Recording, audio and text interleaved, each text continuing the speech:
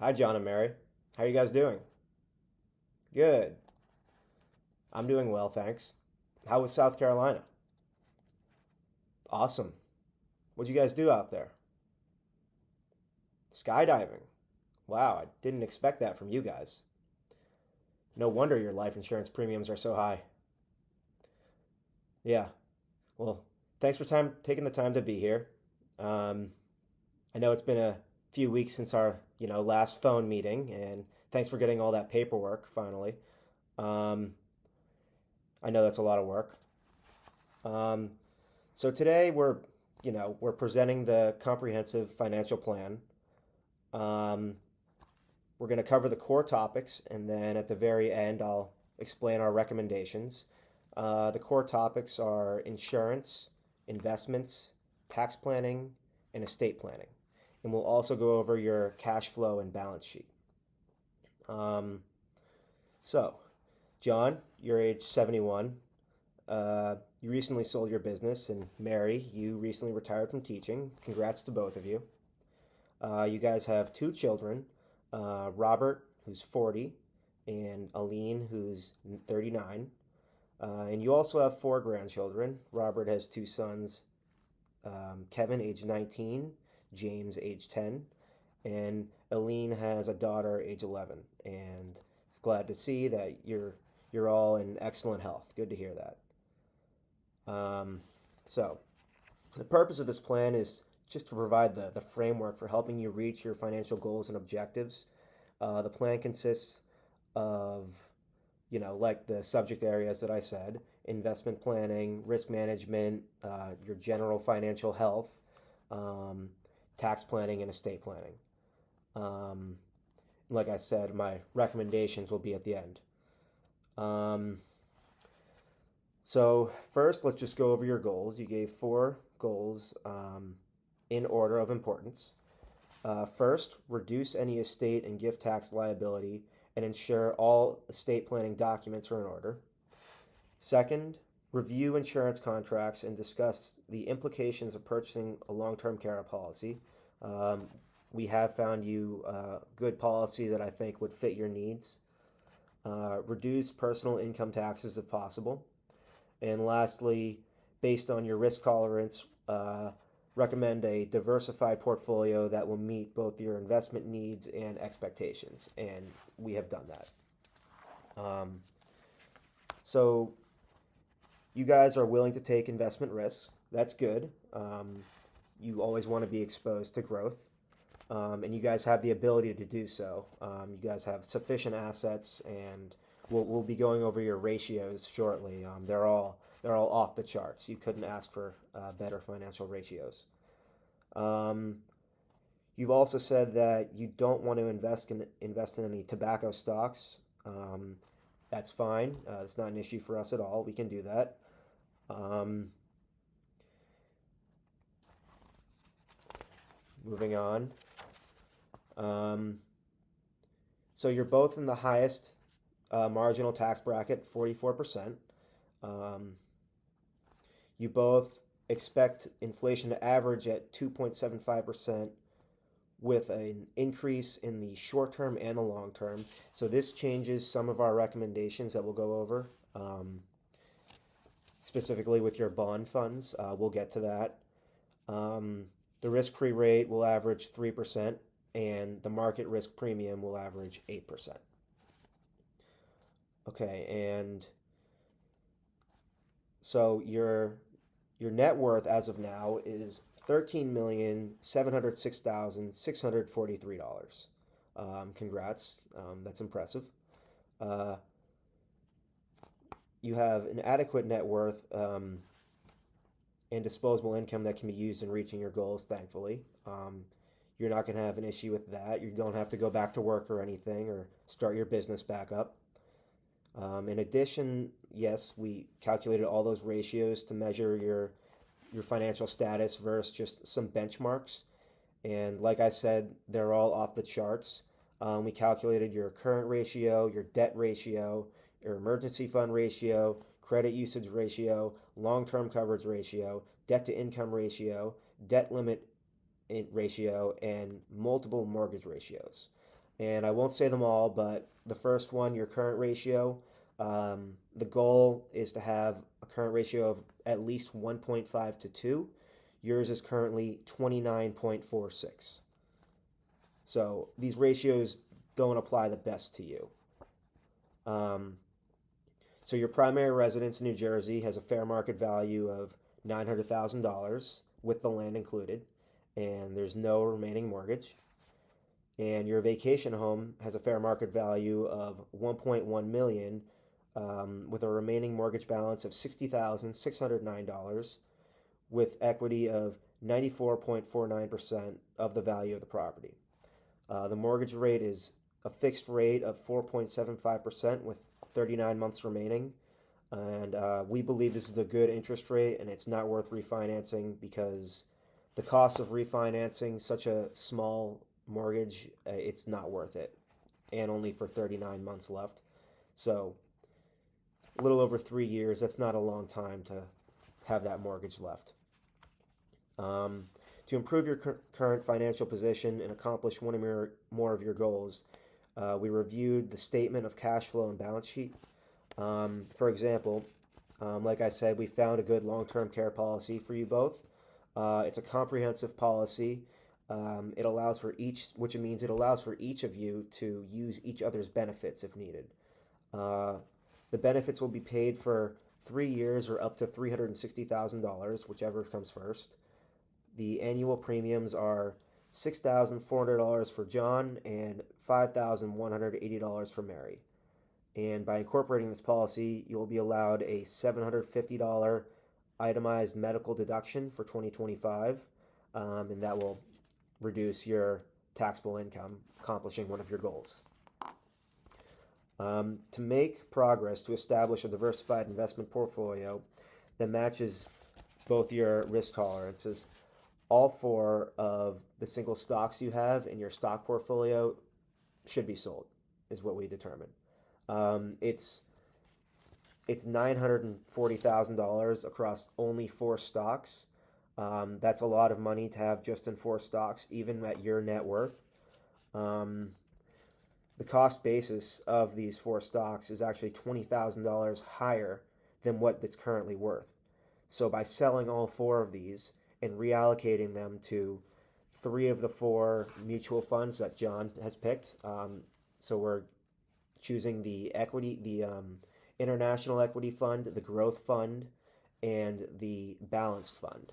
The Bond Fund, we're not going to be allocating any of this capital to. By selling these 4 stocks, you're going to have a $20,000 realized loss, and that loss you can utilize up to $3,000 of it per year to offset any ordinary income. So for 6 years, you can lower your taxable income by $3,000 per year, and on the 7th year, you can use it for $2,000 to offset. And this will also reduce your income taxes, accomplishing one of your goals. Moving on to risk management. A scenario is prepared to identify any weaknesses in your insurance coverage regarding your disability insurance, auto insurance, and health insurance policies, and more. In addition, your life insurance a life insurance needs analysis was conducted for each spouse. Both documents are attached for your review. First, the weaknesses. Your primary residence homeowner's policy needs to be at least 80% of the fair market value of the building, which is $620,000. That's the 80% of it. The fair market value is $775,000. That's what's needed to provide adequate coverage. Your current policy only has $400,000 worth of coverage. So if you had a fire in your kitchen or something like that, and you had a $100,000 loss, the insurance would there would be a shortfall of $51,613. So that's a significant weakness. However, though, your vacation home is adequately covered. Second, because you're both retired and no longer have any earned income, neither of you need a disability policy. So that doesn't need to be bought. Third, the personal auto policy looks adequate. Um, so if you were in a wreck, insurance would pay $13,650 of a $14,000 claim. So the whole thing minus your deductible. Um, but though, you don't have an umbrella policy. And this is one of the most important policies that anyone should have. Um, it can be anywhere between, I would recommend between 4 million at the minimum and 14 million at the maximum if you want to protect all of your assets. These policies, they're not expensive. It's just a few $100s per year for a $1 million policy. And for each additional million above that, it's less and less. So it would only be a couple $1,000s, a few $1,000s a year if you wanted the full $14 million worth of coverage. And considering that you guys are dare takers and enjoy skydiving, I'd recommend the higher end of that. Um, you know, you don't want to accidentally hurt anyone if you're, doing something dangerous. Um, Also, the reason why you want this to be really high is because you can be sued. You can be sued at any moment for anything, and having such a high net worth, um, you guys can become a target. So you want to have adequate amounts of coverage, and a minimum 4 million that we feel is a safe amount to have. Um, and like I said, it wouldn't be too expensive. Um, but it's all personal preference. You guys can discuss it. We can get back to it at a later date. You don't need to decide today. Um, Fourth, your Medicare policies are adequate. Medicare is great. Um, but what you guys don't have is Medigap insurance. And Medigap is very valuable insurance to have. It's like it sounds like, it covers the gap between parts A, B, and D. Um, so examples of that would be deductibles, co-insurance, and co-pays. And the, the hospitals or wherever you're having an appointment, they directly will go straight to your Medicare and your Medigap. So you don't have to pay and make a claim every time. We also looked at Part C for you guys, but we never really recommend Part C, Medicare Advantage. It sounds like it's a one and all, so it's simple, but people have issues with it. If you can afford it, Medigap is the superior policy to get. And finally, we conducted a life insurance needs analysis for both of you, and you both, we decided you both are adequately covered even without your life insurance. You don't have any dependent children anymore, and you have sizable net worth. So we'll go over it a little bit later, but you can either surrender your policies for the cash value if you want. You can convert them. Multiple options for you guys. Any questions? No? All right, let's move on to investment planning. You should each have an investment policy statement that was prepared for both of you on your screen. Um, so your current situation. Your current investment situation has some weaknesses that we should address. Um, Although there's over 3.8 million in non-qualified assets and almost 1.6 million in qualified assets, like I said, the non-qualified stock portfolio has 940,000 in only 4 different stocks. And I know for some people, it's hard to get rid of them because they have these very, very high gains that have beat the market. And for other people, they are the opposite. And, you're somewhere in the middle, but you're down on it now, and there's no point in holding them, waiting for them to get back to the market. You guys have enough assets to where you don't need the additional risk of single business risk. So, like I said, these should be diversified. And John, you're comfortable with those 3 equity mutual funds that you already own: the balanced, the growth, and the international. We took a look at those funds. They're great funds. So if you just equally divide the $940,000 among those 3 funds, which we will do that for you, that's our recommendation. And then the fourth fund, the bond fund. So these bond funds, the one you have, the durations on these bonds, which I won't get into what that is, but the bonds are not maturing soon. They're maturing in a long time. And with interest rates projected to rise in the short term and long term, these bond funds, the prices of these bonds are gonna go down, and because that's what happens when interest rates rise. You don't want to ride that wave going down. So before the rates rise, we recommend selling the bond fund and simply investing in a money market account. So as the rates were a money market account that has a net asset value of $1, no matter what the rates do. And at the end of every month, you get the interest payment. And as interest rates rise, your money market account will stay at the same value, but the interest payments will continue to grow. So we'll take a look at the different money market accounts. You're in a very high tax rate, so and state tax rate too. So we're going to be looking at some treasury bond funds and municipal bond funds, specifically only in New Jersey. When we look at those, we're going to look at the tax efficient yield, is what it's called, and whichever one has the highest tax efficient yield is what we'll use, whether it's fully taxable, Treasury, or New Jersey. So here's some of our recommendations. First, the down payment from the sale of your business, as well as the additional installment payments. We're going to invest the down payment and those additional payments into those balanced growth and international funds. We'll also set aside 44% of the down payment in addition to the additional payments and keep those in a separate account, in a money market account for taxes. This will be more than enough.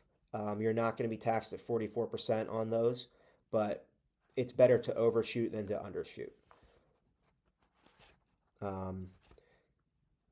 And like I said, we're going to diversify those 4 stocks. I got ahead of myself there. Third, with those, like I said, with those bond funds, we're going to sell those and invest in the highest tax efficient yield bond money market fund we can find. And then later down the road, once we think that rates have, capped off a little bit and they're near the top, that's when we'll start buying bond funds or individual bonds, and we'll be locking in those higher rates. We'll be getting non-callable bonds. Fourth, we're going to sell, Mary, we're going to sell your target date fund, your 2025 target date fund in your 403B. Once maturity is reached in these funds, they become very bond heavy with more long duration bonds, and our outlook is of interest rates rising. We don't think the prices will perform well on those. So for the same reasons as above, we're going to use a portion of the proceeds from selling this, about 40% or $218,000, to buy the same 3 equity funds that John has, balanced growth and international, and we'll use the remaining 60% into a high yielding money market account. This one, we're going to do the taxable one that's high yielding no matter what, because this is in a qualified account and they grow tax free. So it wouldn't make sense to get one that's taxed less. And then to do this, you need to roll over your 403B into a traditional IRA. We can help you do that. It's very easy, very quick. And that's also a qualified account that will grow tax-free. Once the rates rise, we can take that $327,000 or 60% and buy some more non-callable bonds and lock in those higher rates. If you accept these investment planning recommendations, we'll develop an asset allocation strategy for your portfolio that maximizes the return in a tax-efficient manner, is more diversified, and matches your high risk tolerance level. Any questions?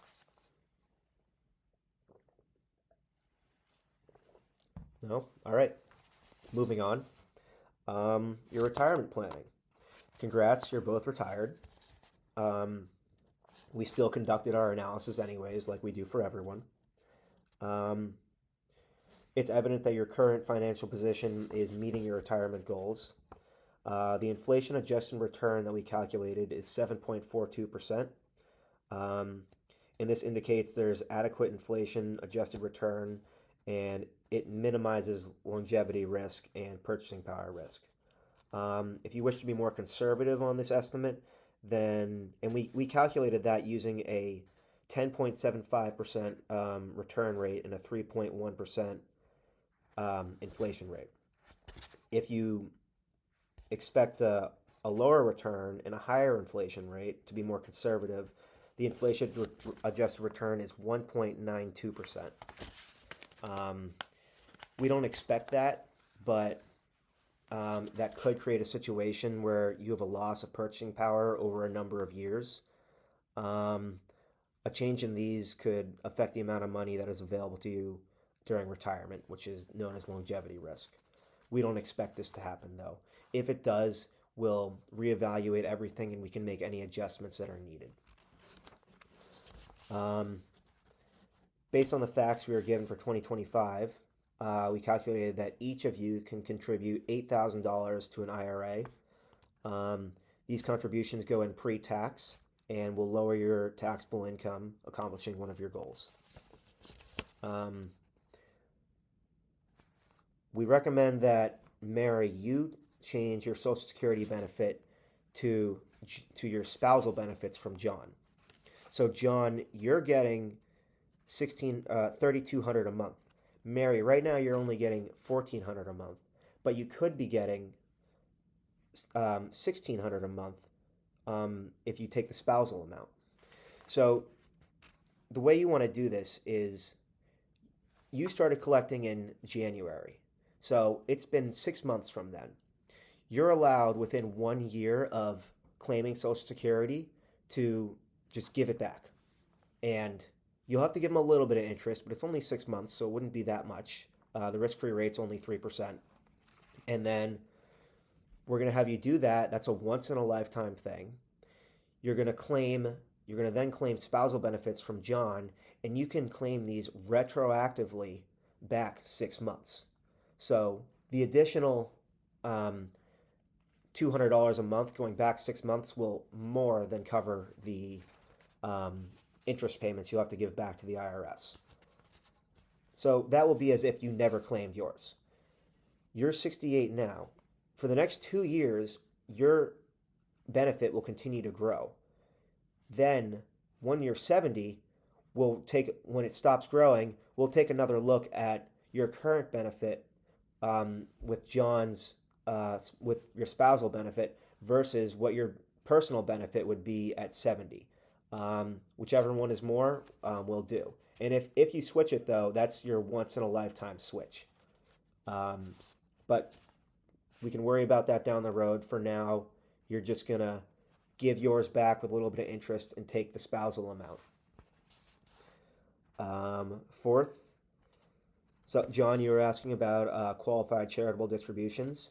So you can make one because you're over 70 and a half years old, but Mary, you cannot.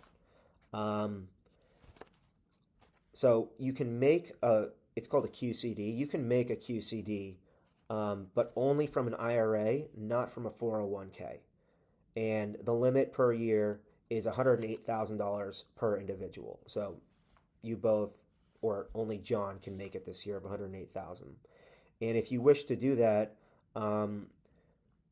combined with your $8,000 contribution you're allowed to make this year, you would just take $100,000 from your 401k, roll it over into the IRA, and you can take the whole balance and make a QCD with it. And that will allow you to maximize it for this year. And the QCD, it's adjusted for inflation each year. I believe that's true. And you can make it every year. And once you start RMDs, the QCD will count toward your RMDs. Any questions?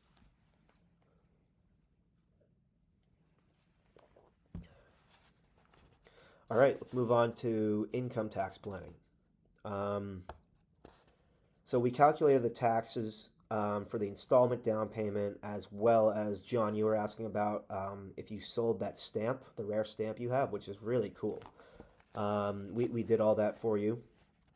Um, let's start at the beginning, though.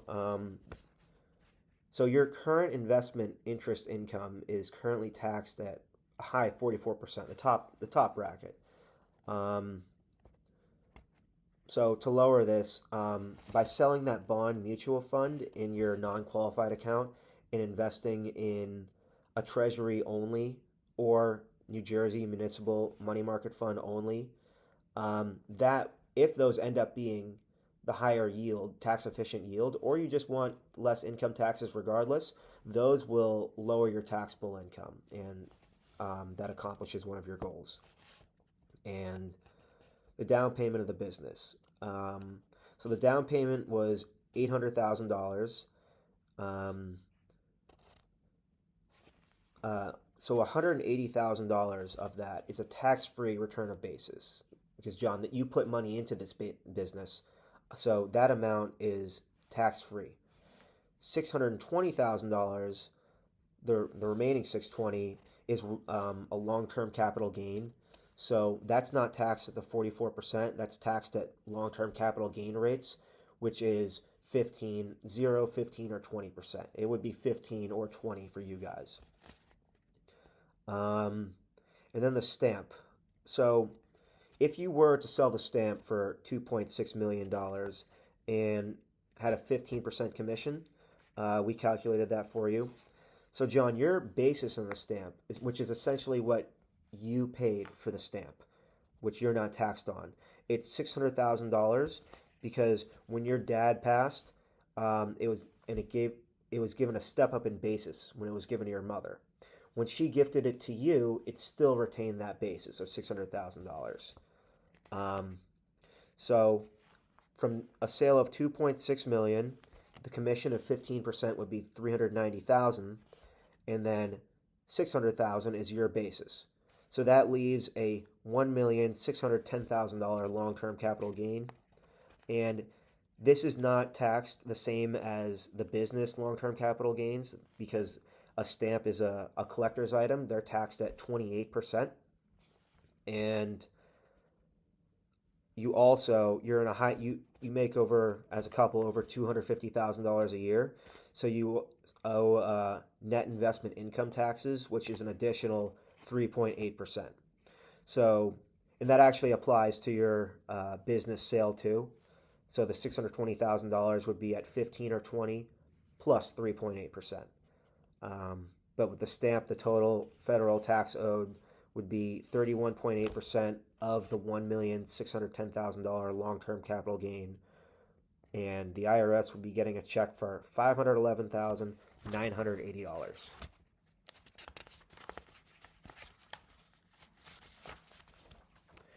Any questions on the tax stuff? No? All right, moving on to estate planning. You should each have a property ownership spreadsheet with some estate calculations on them that we prepared for you. So your current situation. Neither of you have an estate that is subject to estate taxes if either of you were to die this year. However, a significant problem is each estate is subject to high probate fees and expenses. There's no essential estate plan documents in place, such as power of attorney, healthcare proxies, and those are just to manage your affairs if either of you was to become incapacitated. Mary's 403B beneficiary is it's your estate, which further would increase your probate estate, which increases probate fees. John, the boat and trailer, the Chevy SUV, and the 1918 stamp are all in your name, and all of that would have to go through the probate process. Your vacation home in Vermont, that's only in your name, John, and this would trigger ancillary probate, which is something you don't want to go through. upon John's death, it would go through ancillary probate. Um, both of you have life insurance policies that are no longer needed. Your kids are grown. You have sufficient assets. Um, and these policies have very high premiums, totaling $33,000 per year. So, our recommendations. First, visit with an estate planning attorney to obtain powers of attorneys and healthcare proxies. Um, Change the title of your home and cars from sole ownership to joint tenancy with right of survivorship. Um, Property that's titled with joint tenancy with right of survivorship avoids probate and lowers probate costs, and it's a smooth transfer of assets upon one of your deaths instead of having to go through probate, which is public. Um, and this would accomplish one of your objectives of going over the estate taxing, the estate tax liability and estate tax documents. Um, so a recommendation has been made to uh, reduce your life insurance coverage because, like I said, your kids aren't dependent and the premium costs are very high. So there's a number of things we can do to change this. One would just be surrender the policies, get the cash values, invest the money. Another would be to you can make something called a 1035 exchange for an annuity, and this is a tax-free transfer of the life insurance policy, not the death benefit, the cash values, to an annuity, and that would give both of you income for life, or you can do periods certain if you want to make sure that you get a certain amount or your kids get a certain amount if you die prematurely. Um, those, those can be further discussed with your insurance agent. So you also want to change the title of your vacation home, the stamp, and the boat and trailer, the high value items, into a revocable living trust. John, that would be in your name, and Mary, you would be the primary beneficiary. These changes would automatically transfer the property to Mary upon John's death, and this would reduce a lot of probate costs, inconveniences with probate, and the publicity because probate records are public. So the implementation for all of these. First, an appointment with your estate planning attorney is needed to accomplish all of these estate planning objectives, and this should be made as soon as possible. The costs for implementing these recommendations include changing property titles and attorney fees. The cost to implement is approximately $10,000, we're estimating, and this expense can just be dispersed from your cash that's currently held in your joint savings account. And an appointment with your insurance agent is also recommended for 5 changes. Any questions? No? All right, moving on. The last section, the action plan. So several financial strengths were identified during the financial planning analysis. However, our analysis also indicates 5 specific areas that need immediate attention. These recommendations are aligned with your goals and will help improve your overall financial position. Visit an estate planning attorney as soon as possible to obtain estate planning documents and possibly trusts to plan for either spouse's incapacity. This is the first goal that you identified and requires immediate attention. An attorney can assist you with implementing all of the estate planning recommendations made in this plan, including changing titles of assets and more. Would it be possible to set up an appointment with him this week? And then the 5 issues with the insurance agent. So, first, most important one, purchase an umbrella policy between 4 and 14 million based on personal preference, like we discussed. Second, purchase the comprehensive long-term care policy we recommended. This purchase will allow each of you to share each other's benefits and allows for a $750 medical deduction for 2025.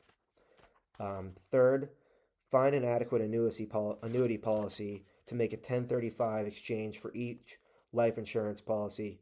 At the present, your family is adequately protected and your children are no longer dependent. So you're protected if either or both of you were to die. Or if you're not looking to do that, you can surrender the policies. Or you can also get a paid up single premium life insurance policy or annuity policy. Fourth, increase your primary residence in New Jersey. Increase the homeowner's policy to at least a $620,000 face amount. I'd recommend going a little higher than this because real estate values go up over time. And lastly, fifth, purchase a Medigap insurance policy. These recommendations are compatible with your second goal of reviewing the insurance contracts and purchasing a long-term care policy, and your third goal of reducing income taxes. The third action plan item is to sell your 4 stocks in your portfolio and reinvest the $940,000 into the balanced growth and international mutual funds. We can do this for you. Sell the bond mutual fund and reinvest the proceeds into a money market fund with the highest tax efficient yield. These recommendations will help accomplish your fourth goal of building a diversified portfolio based on your risk tolerance, investment needs, and expectations. And lastly, sell Mary's 2025 target date fund, roll the assets over into a traditional IRA opened by Mary, which we can help you do. Invest 40% of the amount into a bond ladder once rates are higher, and 60% into the 3 mutual funds, growth, balanced, and international. Our firm can do all of the investing needs for you and changes. This recommendation will help accomplish your fourth goal of building a diversified portfolio based on risk tolerance, investment needs, and expectations. We'll present our finalized investment recommendations at our next meeting. Would meeting in 2 weeks work for you guys? Yeah? Okay, we can finalize a time on that day soon. Do you have any questions? No? All right. Yeah, well, it was good to finally meet with you guys and talk face to face. I'm excited for our next meeting. I think you guys are in really good shape and you guys are going to have a really successful financial life. All right. Talk to you guys soon. Bye bye.